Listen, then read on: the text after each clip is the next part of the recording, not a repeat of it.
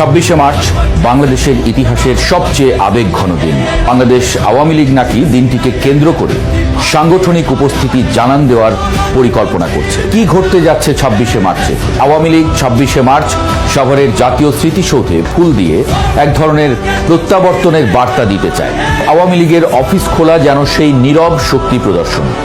দেশের বিভিন্ন জেলা উপজেলায় পরিত্যক্ত বা সিলগালা হওয়া দলীয় কার্যালয় প্রতীকীভাবে খোলার চেষ্টা, এটিও একটি গুরুত্বপূর্ণ ইঙ্গিত। ভিডিও ফুটেজে দেখা গেছে কোথাও ঝটিকা মিছিল, কোথাও পতাকা উত্তোলনের চেষ্টা, কোথাও আবার ভোরবেলা কয়েক মিনিটের অবস্থান কর্মসূচি।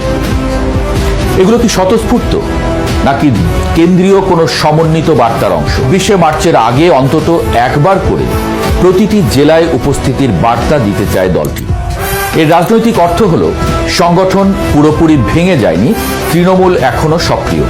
যে দল জনমত নিয়ন্ত্রণ করতে পারে সেই দল মাঠেও শক্ত অবস্থান নিতে পারে।